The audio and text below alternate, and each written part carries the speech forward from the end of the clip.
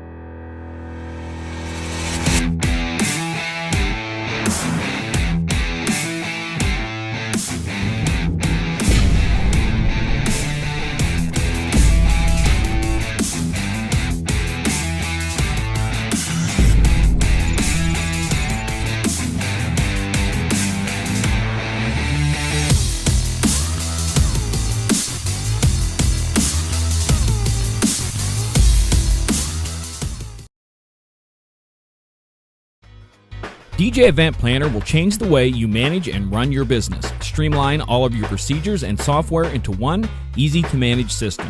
DJ Event Planner, the ultimate online planning tool. Here we are. All right, we are back for session number 2 tonight. We thought that northern Minnesota was cold. Brian, we gotta find out exactly how cold is it in Milwaukee, Wisconsin tonight. It's like 38. Oh, that's like uneventful. I don't know what's going on. It's like the seventh sign of the apocalypse. It's 38 degrees and it's January 3rd. Yeah, it's like beautiful weather. It's like suntan weather for tonight. Tonight we've got Brian S. Red. Those of you who are joining us for the very first time, where the hell have you been? Right. I'm just we've been doing this for almost a year now. It's coming up on a year, I think, in the month. Yeah. On a year. It was right after NAM, I think, last year is when we started. Now, I don't know if you noticed or not, but I dressed up, because it's a New Year's show. Yeah, you got buttons. Yeah, I got buttons. Well, they're unbuttoned, but I got buttons. So yeah, I dressed up a little bit for us. I had no particular reason. I mean, New Year's is over, but it is still the new year, I guess. It is. We want first impressions of the new year. Yes. Collar shirt. We're stepping up the game and looking handsome and stylish. We try. How are you feeling, John? Are you feeling good? I'm good. I am good. Yes, it's been a busy time at the end of the year. There's always busy holidays and business things, and I'm glad that much of that is behind us now. Oh, geez, me too. I mean, I've got a lot of work on my plate. The new year brought me a lot of work, but that's a good thing, I guess. Yeah, just got to play catch up. That's what I've been doing, playing catch up here on all of my projects, so I can do more videos. I'm actually doing videos, but you're not seeing them. I'm doing ambitious stuff right now that you won't see anytime soon. Well, you've been running quite a few videos out and making me feel guilty. It's like, oh, you've got all these, and it's like, oh. But you broadcast like 5 nights a week? Yeah, well, you broadcast a couple of times, but I've got things that are sent in that people want reviews done on, and the stack is over there. And a lot of it, I've got to be able to see well to be able to convey to people of what I'm looking at and to put it through the paces a little bit. And it's just so difficult to do. You should make Lori do it, unless you're threatened by that. No, I should, because she'd be very good at it. She'd be much better at it than I, because people would watch her. Yeah, they would. They wouldn't watch us. So I gigged on New Year's. Yeah. I did it. And I do it. I've done it every year for about 5 years. I had a rule, and if you go back on my YouTube channel, I probably said something. I don't gig on New Year's. And I put my price at like, $12,000. So if somebody wants it, they can have it. But if not, then I'm staying home. But I found a gig that's a good fit, and they keep having me back. And at the end of the night, they said, we'll see you next year. So we're doing it again. And it was a good gig. So I'm very happy with the results that I got from it. Nice. Now, for those who aren't familiar with what the gig is, kind of give them a little bit of a background if you could. Okay, it's a casino. It's a local casino, and they have several bars in the casino, and one of the bars is ran by the same guy who runs the big theater in there where they have the concerts, and he is a friend of my agent, and it's a nice in for me to go in and play. This is an all music video gig, and it's separate from the rest of the casino almost, but it's part of it, but it's not ran by the same people who run the other bars in the casino. It's a little different. Mm-hmm. They do a lot of band stuff now. They used to do a lot of music video DJ things, but they don't do that anymore. They've switched over to more of a band motif. But on New Year's, they like to have a DJ playing the band breaks. So I go in and I do 3 1-hour sets between band sets. And it's all music video. So I don't do that every day. Those of you who follow me know that I don't do music video all the time. So there's a degree of prep that I have to do before I do these gigs, which I spent pretty much every spare moment I had between Christmas and gig time working on. I know how that is. When it gets to be high school season is coming around again, it's like, oh, I've got to go get caught up. Yeah. Previewing videos and okay, what that works with that. Oh, look at there's a dead spot where they all of a sudden talk. Right. And every year I forget to get a different version of Usher's Yeah, because there's that spot in there where they do the roof is on fire thing. I think that's the only one that I've missed.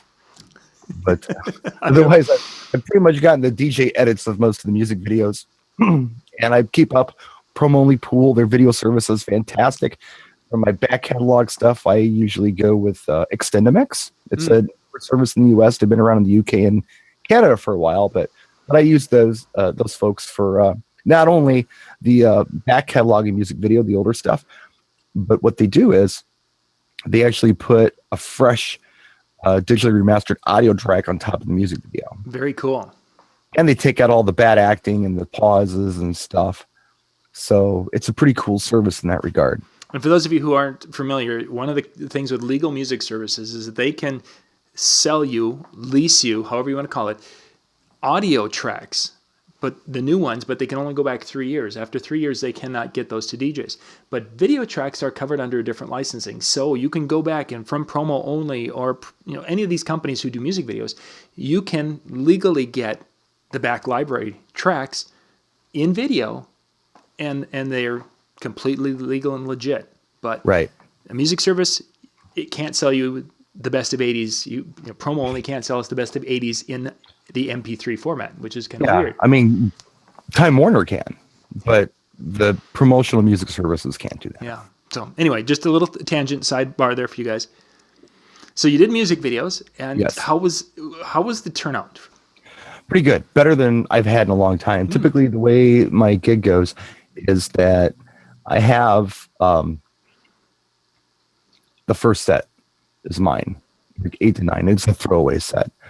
And then the band comes on and plays for like an hour, 15 to 90 minutes. Then I come back on for an hour, and we do that, 3 times. But typically what happens is the band that they bring in, it's a different band every year. It's always me, but it's a different band every year. The band is typically like an R&B band. Okay. And that really hurts me because it's hard to compete dance-wise with an R&B band. This year, they brought in more of a rock band. They were doing, like Smash Mouth and even some Sublime and rock-ish pop tracks. And they did some Backstreet Boys and things with a rock edge. So they pleased that crowd. And then I was able to cater to not only that crowd's other wishes, playing things that the band really couldn't play, but I was able to bring in a new crowd as well of people who wanted to hear dance music kind of stuff or more party music. And, it's just hard to do when you're trying to compete with an R&B band, but it was very easy to do with a rock band. We complemented each other very well. It was the best New Year's Eve I've had there so far. I was very pleased with it. Very nice. What a great way to kick in the new year too. Because as a lot of you know who work out there as DJs, you have those nights when you go out and they're not what I call winners. They're nights that you went out and you might have done fine, but you don't feel fulfilled. It could have been better, whatever the case might be. Once in a while, I need what I call a home run, where the gig just goes very well and I'm happy with it, not only artistically, but it was a successful gig. Mm-hmm. Everybody had a good time and I was fulfilled as an artist. And I hate saying that, it just sounds so pompous, but we kind of are. We're artists, And there is a time that just having that fulfilling performance is definitely valuable. And I just need that home run once in a while. I don't need it every week. I understand my clients have wishes and I want to try to do my best to fulfill them. But, I just got to have that home run. And this New Year's was the home run. It was a great way to kick off the new year. Very nice. Very nice. This past week I had I had made some observations on New Year's Eve around our area here, and I had asked a few DJs to, what they had experienced. And it's interesting how back, Brian, when you and I were, really busy in the clubs and such, we would have looked at New Year's Eve 2000, whatever it would have been, whatever year. But having a New Year's Eve on a Saturday night, we would have been like, oh my gosh, this is stand back. We can make half of our yearly income almost in one night, kind of a thing. It would have been that big of a time. Right. And yet it's interesting is that many people, and myself included, as we were looking around, I took the night off, and I was taking it off anyway. Then the eye stuff helped. It was in our area. There were house parties going on. The off sale in the local, as Lori and I were having dinner up at the local establishment, they have an off sale, and they were busy because of people having house parties. Right. But there were 5 people in the bar, maybe 8 people by the time it hit midnight. I wonder if having New Year's on a weekend is more of a hindrance than a blessing. Because if New Year's happens on a Tuesday, that's like a bonus night. Yeah. It doesn't take away from date night with the wife or, or whatever. Mm-hmm. Or the thing with your kid. It's bonus time. So I wonder if New Year's Eve not falling on a weekday or in the middle of the week was more of a hindrance than a help. Yeah. Maybe that had nothing to do with it. I'm just thinking out loud here. It never really occurred to me until you mentioned that. Yeah. I wouldn't see a Saturday as a blessing. I'd see a Saturday as, crap.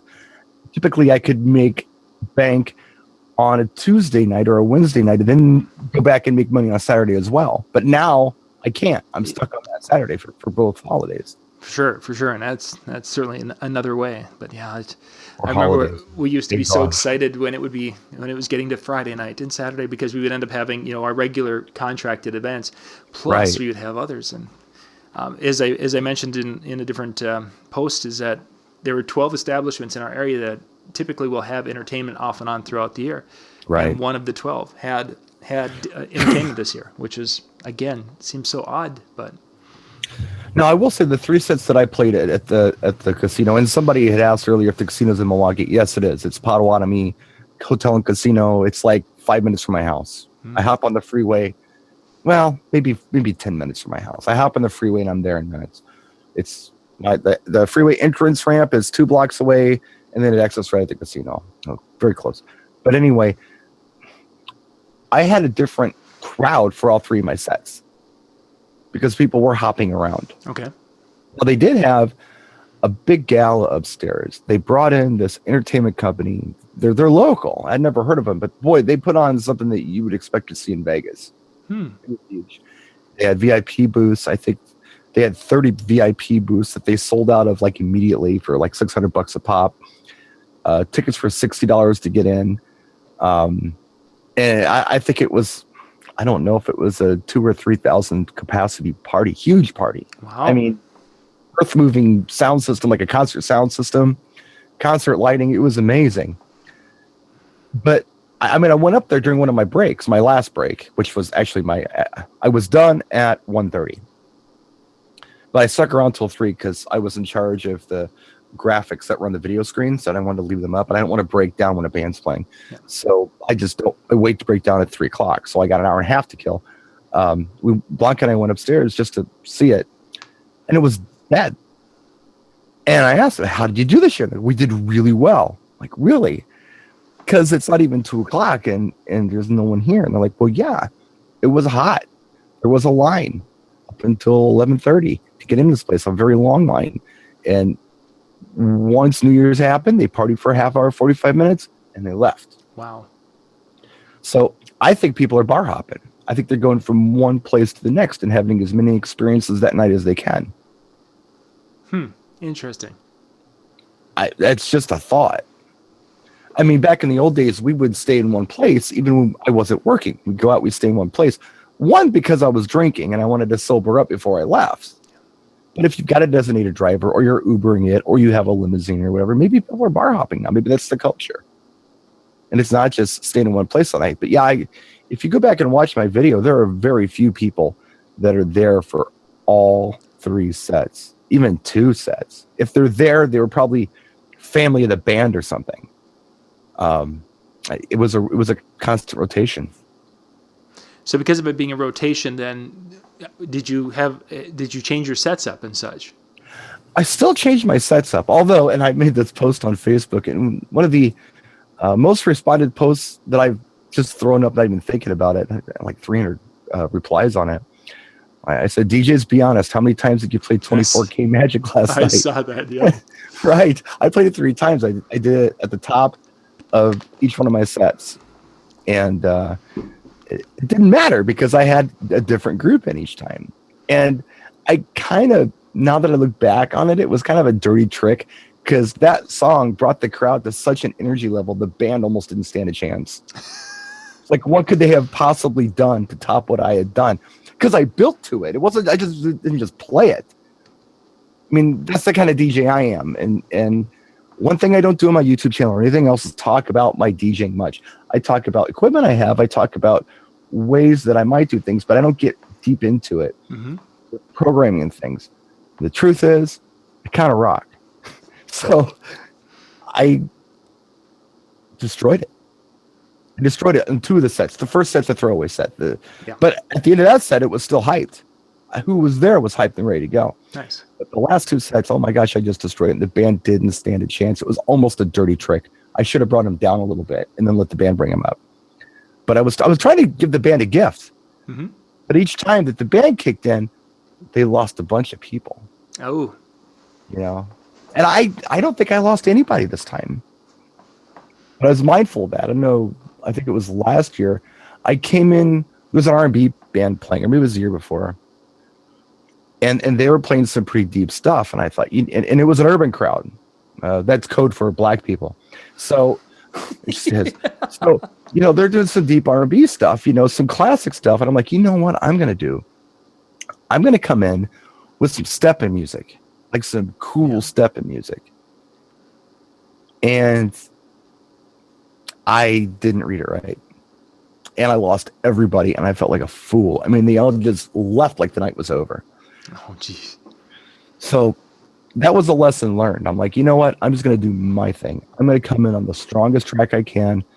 But I'm not going to try to follow up what the band did. I'm not even going to try. I'm going to do something different. I'm going to switch it up, and I'm going to come in hard. And it's worked out really well. So you mentioned, of course, the band being a rock band, playing some of the music. I think, if I remember correctly, when we were talking about that era, was some of the music you enjoyed the absolute most? Me? Yeah. R&B? No, not the R&B. The alternative stuff that this last rock band was playing. Oh yeah, that stuff. Yeah. Yeah, how much you enjoyed that. You know, it's still amazing to me, and it never ceases to amaze me. When I see a band like that, I'm thinking to myself, my God, I could never play that tune and get away with it. Yep. They could play, what is that track, Summertime by Sublime, and people will dance to it? What the hell? That's what I was just going to ask you. Were there songs that they played that you're like, what? I can't do that. Every song. And people were dancing. Every single song. They did their own version of Iconopop's I Love It. And people danced to that, but it was as if, I don't know, 3 Doors Down did it. It wasn't like the normal, you know, version of the song, but they still had dancers. I didn't play it, but no, I was, yeah. But again, I mean, fine. The band can play that kind of stuff. Let the band handle that crap. I can play the club bangers. And that's where we complement each other. Yeah. So, you know, somebody wants to hear something that no one's going to dance to. If I play it, the band can play it. No, it was just a very, very good night. I was very happy with it. Technically, it all worked out well too, and that's a concern every year. And that sounds weird, but when you look at the calendar, I do this gig once a year. Yeah. I used to do it a little more often when they had DJs on there more frequently, but now the technology changes every year. I've got a new version of VDJ. You know, I've got a new controller. I've got a new OS. Everything's got to work right. And the old version of VDJ does something the new version doesn't do. So I got to figure out how to compensate for that. Dumb stuff like when you're when you're VJing, you're playing your music video stuff, and all of a sudden, you want to play an audio track, and you put it on. You don't want a black screen. You want something. Yep. We used to be able to do slideshow in VDJ 7. You can't do that in VDJ 8. You've got to do, well, you do clip art. Now you have to do like a slideshow, and you're limited to like one video that you can put up. Anyways, it's stuff I had to work out. And then it takes me a long time to do this. I don't know if it's because I'm slow or just because I want to get comfortable with it. But yeah, there's a learning curve with Virtual DJ 8. I knew some things with 7, but once I started with 8, and I'm talking about things, and friends who have used 7 forever, like, oh, that's not the way it is on this one. So there's definitely a major learning curve between the two, if you want to learn some of those cool tricks that are there. Yeah, and the client likes a custom background, says, hey, Happy New Year from the casino, whatever, or from the bar. They like that. Jimmy DePalma made me a graphic years ago. I'm still using it. But I had several that Jimmy made me, but now I can only use one of them because I can only do one at a time. But let me tell you something that happened to me. The only thing that was weird that happened. And I will say, first of all, before we get into this, I didn't get angry. I didn't get upset. And it didn't even throw me off my game. It didn't even do it. I'm so used to this by now. But I was playing a track, and there was a drunk woman up front, a large drunk woman, who decided to grab my microphone off the gooseneck and try to sing. Now, my mic cable's plugged into my mixing board, and I got it on a gooseneck. So why do I want a 15-foot cable? No. I got one of Ben's cables, the NLFX cables, and I think it's like 3.5 feet long, because that's all I need. Yep. And if she grabs the microphone and tries to bring it into the dance floor, she's going to pull my mixer off the table. So I'm filming while this is happening. It's in the video. If you go and watch the New Year's video on my channel, this clip is in the video. This chick comes up and grabs the mic. So I don't know how I did this, but my first instinct, besides put the video camera down, you have one hand, you got to deal with this. Instead of going for my microphone, was to unplug the microphone from the mixing board. That was my very first instinct. I think at the time I was thinking to myself, if I do that, because I can't think fast enough to hit the switch off, I think it's off. But if I do that, she's not going to be able to be heard on the microphone. Yep. But then immediately after I did it, I'm like, oh, yeah, that's right. Now she can't pull my whole system over. That's what I was thinking too, yeah. Well, that's not what my initial thought was, but it was like, that was ultimately the smartest thing I could have done in this situation. And I got it back from her. There was no problem, whatever. And I thought, I handled this. No need to alert security. And as soon as the band went on, guess what happened? Same chick went right for the singer's mic. And they had to struggle to get it back. They had a long cable on it, and she went way out there. Oh, my goodness. She was not a petite flower. I mean, not somebody you want to try to physically challenge. Oh. So that happened. That really happened. Wow. But yeah, it was New Year's. Yeah, people think that, oh, there's a microphone. It's meant for me. It's all about me. Everyone's going to want to hear me sing. I'm going to be the hero and sing this. It's good, because I've got a great voice. Everyone tells me so. Audience participation, they love that. They love seeing people having fun. But no, that happened and it was handled. So I just wanted to bring that up in this portion of the show. Yeah. Half of the show? Is that how we're doing it? Yeah, we're just going to do one. We're just doing one tonight. Oh, we're just doing one show. Yep, we're just doing one. I didn't have time to do the multiple tonight. Jimmy was busy, and that part is partially Lori's fault. We're going to blame this one on Lori because she has a graphic, had a difficult graphic, and she typically dumps that on me. Okay, so it's my fault. And instead of me doing it, well, Jimmy's really good at graphics, so it's like, Lori, let's just send this over to Jimmy and see what he can do with it. Yeah, Jimmy's really, really good. You need to leave Jimmy alone because he's working on my special project right now, and I need it done by the 10th. So just leave him the hell alone right now. I gave you Jimmy. He was a gift from me. Now let me have it back for a while, Mister. Yeah, you might. Job every day. Well, you might, but now Lori, again, he did a really, really good job on that little cartoon character guy, and So Lori's like, I'm just- ooh. I'm sorry. I'm reading the chat room here. Yeah. Yeah. Mark Sound. My first instinct would have been, bitch, what are you going with my mic? Like your big ass stealing sandwiches. Yeah. I can't get away with that kind of stuff. And then DJ E5 Quality Events asked me if I prefer VDJ or Serato. I really liked VDJ for a couple of different reasons. I was a SL1 guy, when it came out, but the proprietary hardware just turned me off on it. And then the other problem was there was no OS support for SL1 if you were running PC, so that turned me off too. So VDJ is cool because it's open source. They have a much larger team working on any kind of fixes or software upgrades that need to happen, OS compatibility, hardware compatibility, and it does what I needed to do for music video. No problem. I don't have to buy anything extra. I don't have to buy the plugin.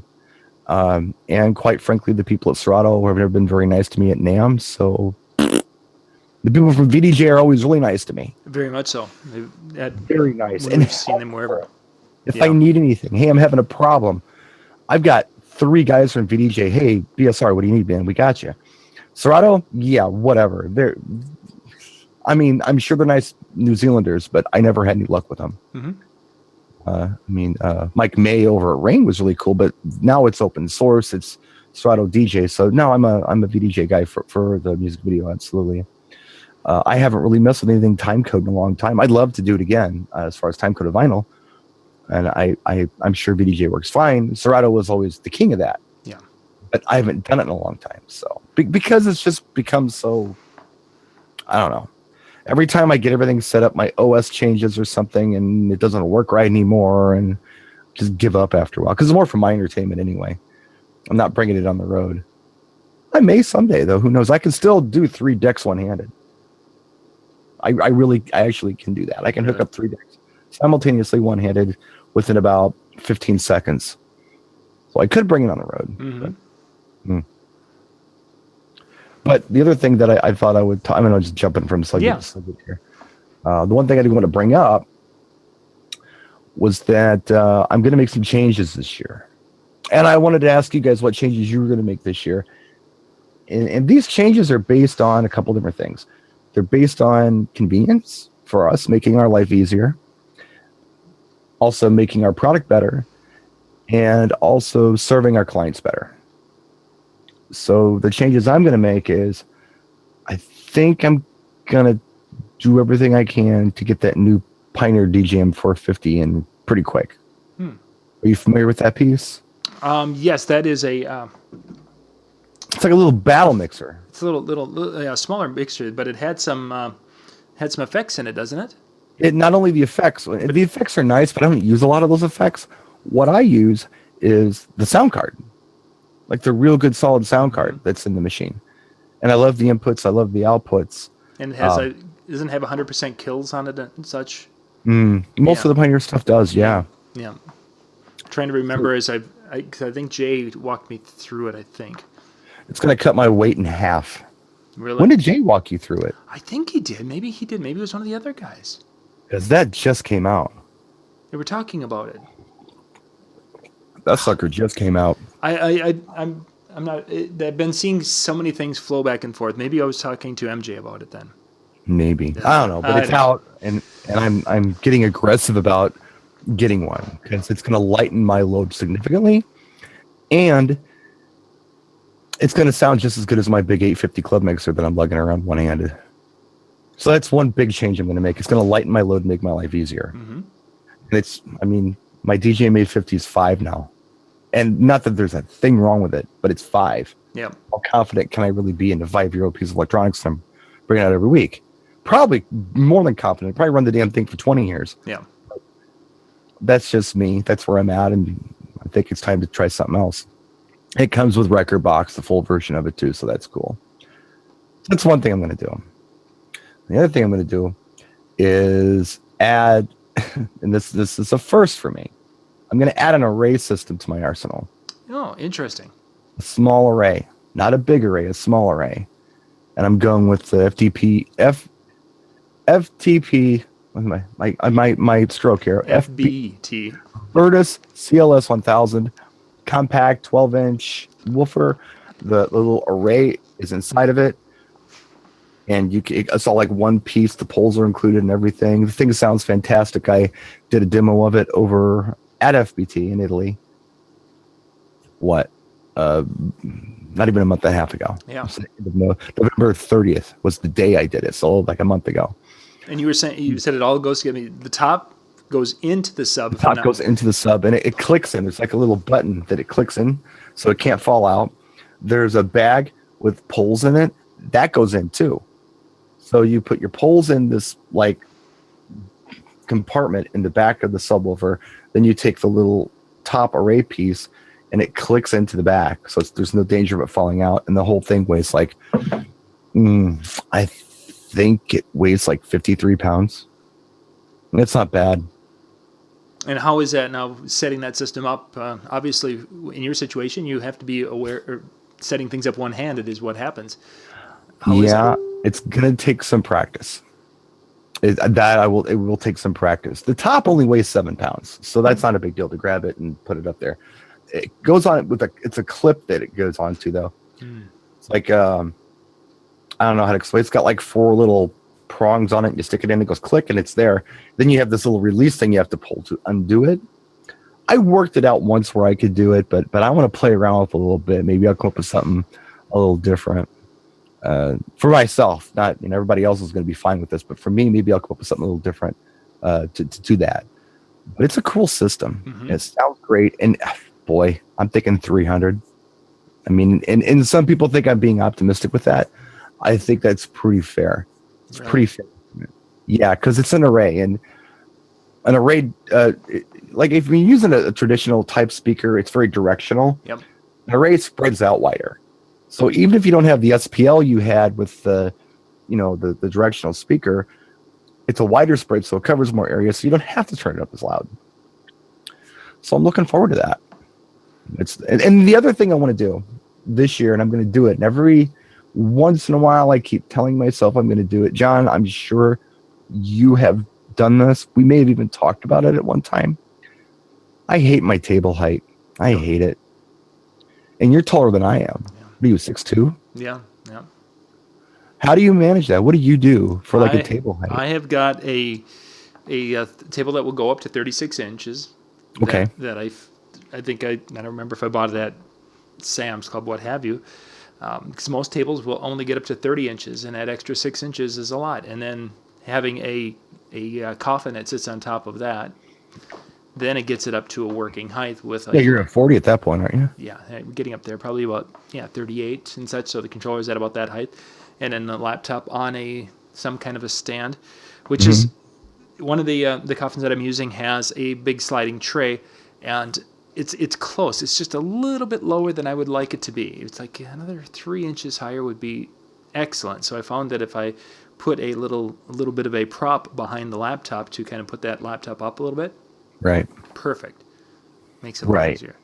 It's back fatigue is what I'm feeling. Yeah. And I didn't even know it was happening until I did a gig last year, and I had no room to set up on a table. And this was at a really nice yacht club, and it was a higher end client. Who was actually a referral from another DJ in Hawaii of all places, but they were like, well, just use the pool table.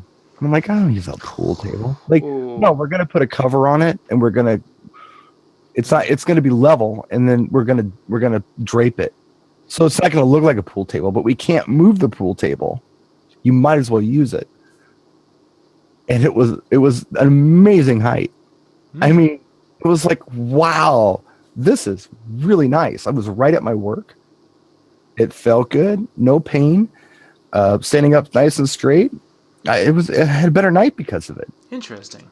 But that was completely by accident. And but you know what? It's worse than I thought it was. I really got to get this table up. Robin says she's short, so it's not a problem for her. Oh, Robin, there's so many cool stands. I mean, I've got a Gibraltar unit that they sent out. And Lori's about 5'6", And Yeah. we put the controller on that, and she's like, this is a little short. And yet it's got this laptop arm that comes up and over that puts it at my height. So it's like, okay, Right. I can do this. This is great. But then I've got to hunch over to. The lean forward on the setup that I have right now, even to access my laptop, is a little dodgy. Yeah. With this 450, though, it's bringing it a little closer. I think it's going to help. Nice. Because I want full view of that mixing board, and then I want full view of the computer. And I should have both of those things with this the setup I'm We got to suggesting. give a shout out to Mikey Mike. He's with us tonight. Mikey. Oh, my gosh, that is Mikey Mike. Yeah. He is here. And Mikey. Mikey, I'm going to see you in a couple weeks. we're going to see. NAM. Yeah, we're going to see him at NAM. And for those of you who didn't get a chance to check out the January issue of the Disc Jockey News, has got a great article about Mikey Mike, who is helping a fellow DJ in need. I saw that. So go out and check that out. You can go to discjockeynews.com and hit the e-edition, and you can check that out. Ruthie is one of the a young lady who does some writing for us, and she wrote up a nice little article about a great little thing that Mikey Mike did to help out a fellow DJ. So Mikey said something about a year ago. We were talking about hardship.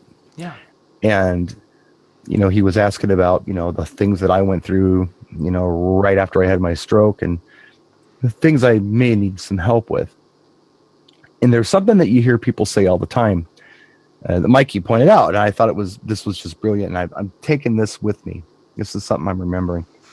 He says, when something happens to you, people always say things like, listen, anything and all that you need, just let me know. If you need anything, let me know.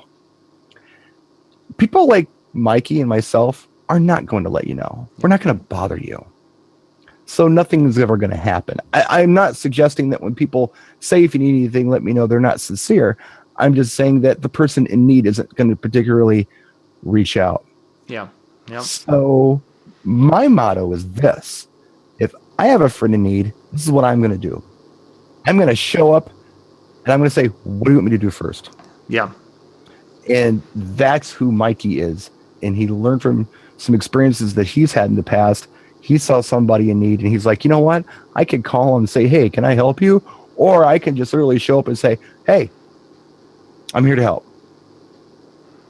And that's what he did. And that's the kind of guy Mikey is. I know Mikey on a personal level. Mikey is one of my favorite people. I love Mikey.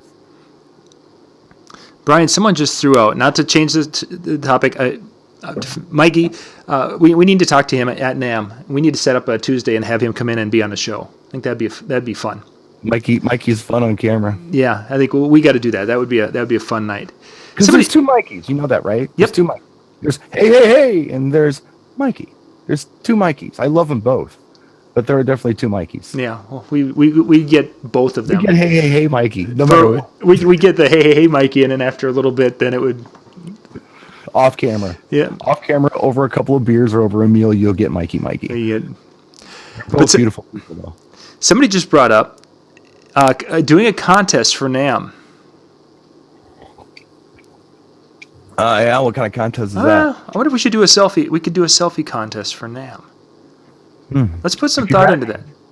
We could. I think, Brian, if we talk to a couple of people, I think that if we have it where they have to take a picture, they take pictures with you or I, and they hashtag it. We have the system up, so they hashtag it. We could do that, and I think we'll put some thought into this. We're going to try to talk to a couple of see if we can get some prizes lined up. I have no problems with this as long as somebody doesn't grab me when I'm like 2 inches away from actually getting a picture with Stevie Wonder or something. Yeah. In the other case, you can do it. And people at DJ Expo, people were fabulous. They were very respectful, and we had a lot of fun with it. But I think we're going to do that. We're going to do the Tuesday Night with Brian Red show. We're going to do that out in Anaheim at NAM. In Anaheim. Yeah, we'll do that, and there will be a couple of other people. On Tuesday night? Are we going to do it out there? That'd be cool. We're going to try to do something. Well, we'll be. I won't be out there on Tuesday. I get out there Wednesday. Oh yeah.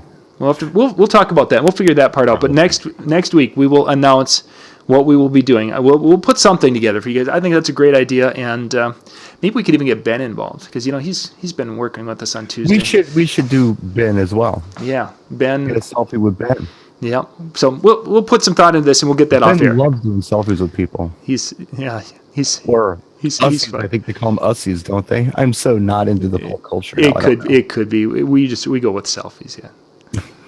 Yeah. So that was just a little side thing. So I'll make a note to check into that, and we'll I think we can do something kind of fun with that. All right. We got some good do it. stuff with that. And we got some time before that too. I think we got A couple of weeks. 2 more shows. Yeah. Yep, 2 more shows. Okay, so you mentioned the line array. Mm-hmm. You mentioned the a new mixer. Now Right. you had 3 things that you're going to be doing. The table. I want to get that table. Oh yeah, right. okay. Sorry, we never finished the table. Comfortable. Yeah, we're just just things. I guess when the first DJ company I ever worked for, all their equipment was junk. It was terrible stuff. They're still in business. I can't believe they're still in business. And their prices haven't changed in like 30, 40 years. It's the same price. But at the end of the night, whenever we bring all the equipment back, there was a checklist. And the first question on the checklist was, what's wrong?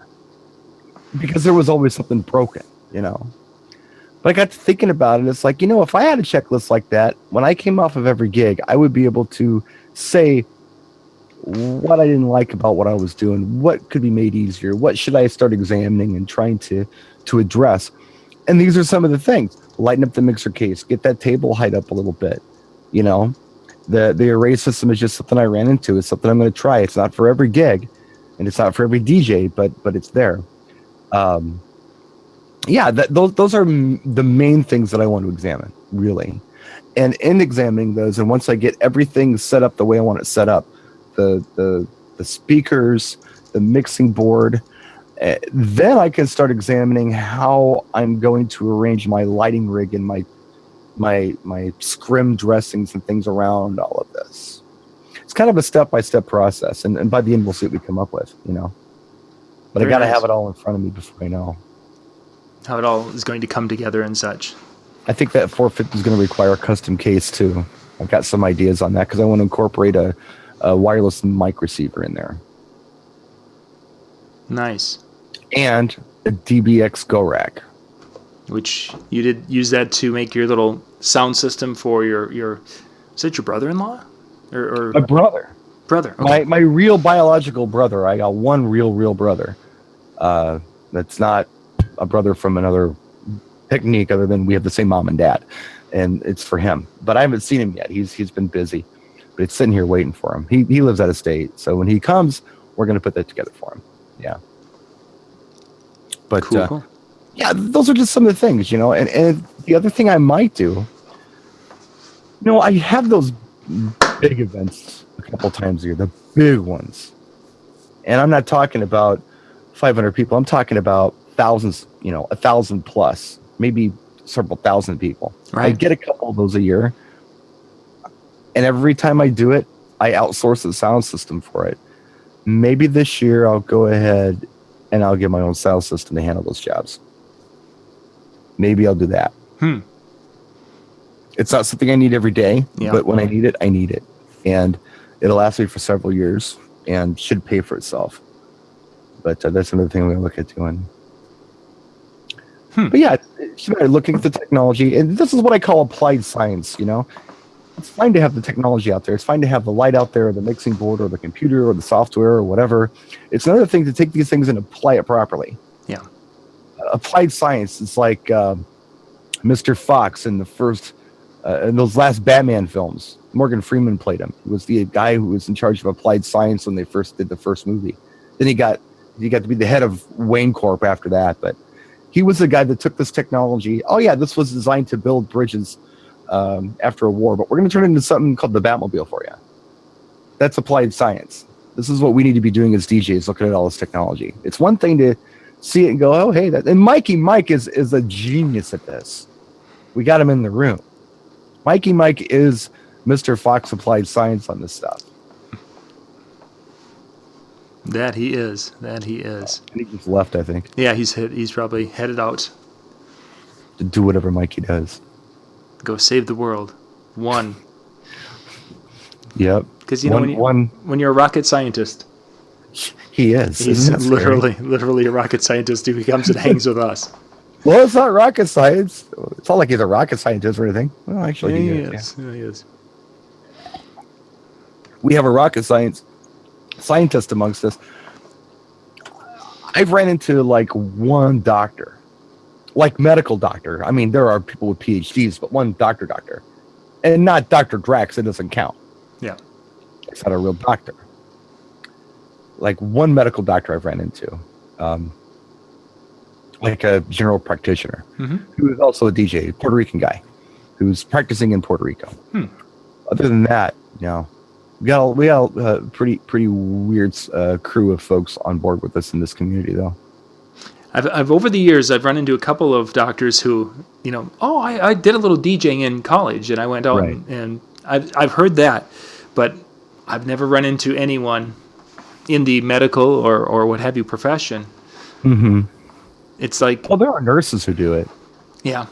EMTs, cops, firefighters, a lot of cops, a lot of firefighters. I was going to say, I've run into quite a few police officers who over the years have been like, oh yeah, I got a little DJ system. course. Yeah. We do this on the side, and I just don't DJ in my own neck of the woods where I would recognize some of the people drinking. And Right. Which is pretty cool when you think about it. But yeah, it's a strange business we're in, and it's a small business, man. And what small community? Once you get out there to places like NAMM or even DJ Expo or whatever, the people you run into, it's just amazing. Who are familiar with your work and you're familiar with their work. It's a very small community, really. Globally speaking, it is too. so looking at 2017, you mentioned a few things you were looking at doing. From my perspective, one of the things I want to try adding to my shows this year is doing some of the video projection, not so much the monograms, but some of the videos that I've been doing with Jeremy Montereno. Jeremy has these cool video backgrounds and things that he does. So he's using two projectors on the side wall, and it's all corrected and different things. So it looks like it makes the whole back wall a desert scene, Right. or a New York skyline, or something to that effect. Right. And that's really I've been buying projectors. I've got 3 different projectors now that can do this, that have this capability, because I don't want to pay full retail. So it's like I'm watching, oh look, Right. clearance rack. Yeah. So I've got that, and it's just a question of getting these things all around it and doing that this summer. But that's really. Last year was my year to upgrade my lighting. I went and I purchased some lighting. You did a big sound system last year too, didn't And then you? sound systems, yep, I've upgraded went to the EV sound systems this past year. So the projectors were something I wanted to pick up here in the winter months, and then I think this year at NAMM, I'm going to really be intentional looking at microphone systems. I have my Shure that I've been using for probably 8 to 10 years, and I love it, but it's to the point where I either have to replace the elements in it just from people over the years, and they aren't as responsive as they used to be. Mm-hmm. So it's time to find something. So that's It going. happens. Yeah, that's what NAMM. I want to really look and see what's out there, what's hot, if there's anything new coming out that I should wait for, and then make a decision on a new cordless mic system. Because when I'm buying a cordless mic, I'm buying 4 receivers, 4 handhelds, and 2 belt pack. So that way I can mix and match what I need for the different events that I do. Well, I'm going to introduce you to the people at JTS at NAMM then. Cool. Yeah, they're good people. So Yeah. I know them, and I'm using the stuff, and I think you'll like it. They've made products for Shure and Sennheiser and several other companies. It's a microphone manufacturer opposed to just a company that imports microphones or has people make microphones for them. They're an actual microphone manufacturer, so they've got some interesting things, and they've been around for a long time. Speaking of one of the big things at NAMM, for those, if you had never been to NAMM, NAMM is this event where you've got manufacturers from around the world who are here. Some of them are some that are wanting to sell directly to end user. As far as, I shouldn't say that, they're looking for people to sell locally. Some are there and are trying to pitch products to some of the existing U.S. manufacturing companies that are there. But what you find is so much of the knockoff. If there's a really cool light from, let's say there's a cool light from Martin that's there, we'll probably go downstairs and find 5 different versions of that light at different booths. Probably won't see that from Martin. Maybe not Martin so much, but some of Probably the see it from ADJ, Chauvet, Blizzard, Blizzard. Yeah, yeah. those guys. Do you know why that is? Go ahead. Do you know why? Because many of the plants and such in which they make their products, from my understanding, is that the plants that they make them will have people going out and selling them to others and making knockoff versions of them. This is what's happening. When you have a company like ADJ, like Toby's the R&D guy over there, when he designs a product, to keep the cost down, the stuff is typically not patented. So if you do that, you got to add a lot of price onto it. Like Pioneer, they get patents on other stuff, you know? So you can't do a knockoff Pioneer. You can do a similar one, but you can't use the same technology, and they build most of their own stuff anyway in Malaysia. But yeah, they just to keep the cost down, they don't patent it. So that's why it's a free-for-all with these knockoff products. But the problem with the knockoff products is, it might be a very similar casing, and it might act the same, but the internal components are not the same. The soldering's not the same. The diodes are not the same. The flash, I guess the, what do you call it? A little program inside of the chip that makes it do. Yep, the flash programming that's involved with it. Right, the flash programming isn't the same. It looks like it, but it's not what it is. So there is a difference. So you don't have the quality control. You don't have the build quality, and then you don't have the quality control as far as there are people out there who have started lighting companies, and they thought, oh, I'm going to go through this catalog and I'm going to order these lights and have them imported. And there's a minimum buy-in of like 100 and whatever. I'm just going to do it. I'm going to make a fortune. Yeah. To get these things shipped over takes whatever it takes, 90 days, and half of them don't work. You can't return them. And then the other half you sell to people, and then they come back to you and say, hey, it broke. And they're like, oh, yeah, whatever, I can't help you. Yeah. And even if I could, it's going to take me 90 days to get a replacement. And even if I can't guarantee the replacement is going to work. This is all where the quality control comes in, the build quality comes in, and all this stuff. And that's why this stuff isn't apples to apples. For sure. There's a big difference. And so once you start working with a company that offers products that you like and are giving you great service, stick with that company. Keep going with them. There's no reason to change. But I know we all are trying to be money conscious. We're all trying to save a buck here and there, but penny wise and dollar stupid, whatever the phrase is. Yeah. I think it's kind of how that works sometimes. So that's a little insight on that. But what NAM is, it's supposed to be National Association of Music Merchants. So that would be like Guitar Center and the mom and pop store or whatever, going to look at all the new products that they're going to buy to bring into their store. But it's expanded into DJ stuff and it's musical instruments, it's PA equipment. There's not a lot of lighting. There's some. The big companies are there, but this is not LDI. Yeah. It's primarily music stuff.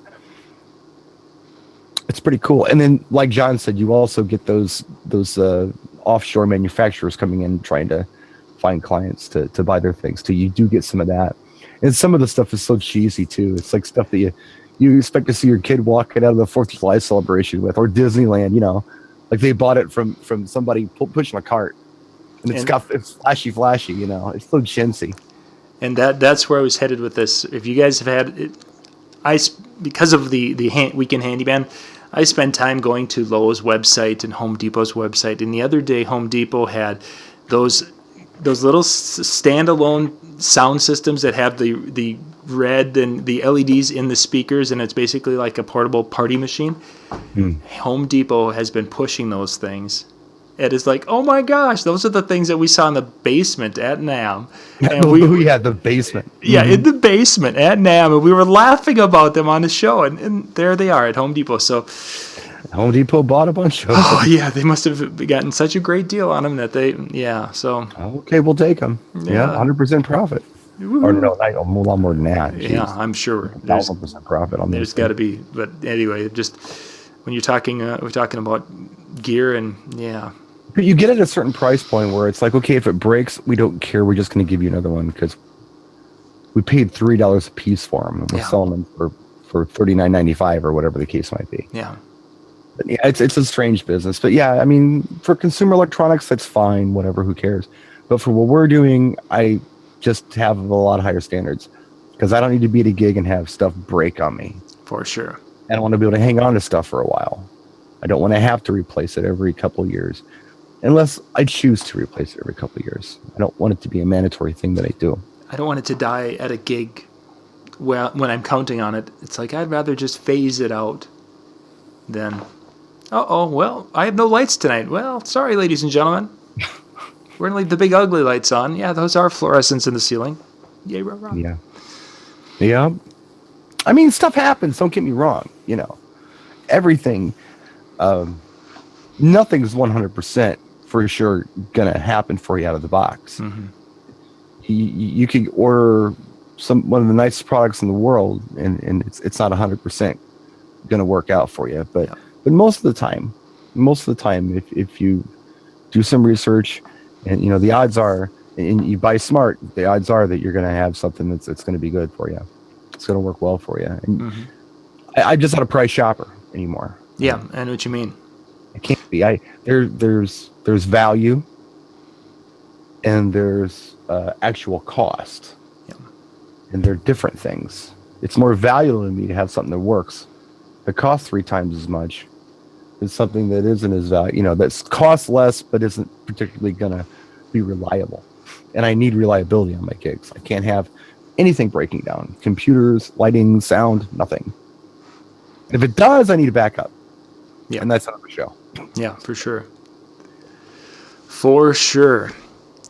Well, gang, we're going to wrap things up here. We've been on for reaching about an hour tonight. 1 hour, too long. Yeah, we want to wrap things up.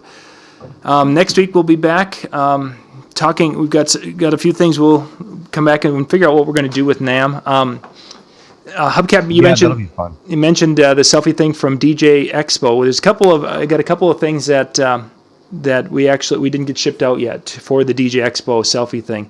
I wonder if those are one of those things. So we'll have to touch base and such because we had some of the stuff go out. I know they took care of it, but I know there's at least 2 that haven't gone. One of them is we're waiting for another things to add to it. So anyway, we'll talk offline about that and get that figured out. So yeah, cool. Brian, thank you much, my friend. Thank you, guys. Thank you for watching. Happy New Year to you. Yes, Happy New Year. Be positive.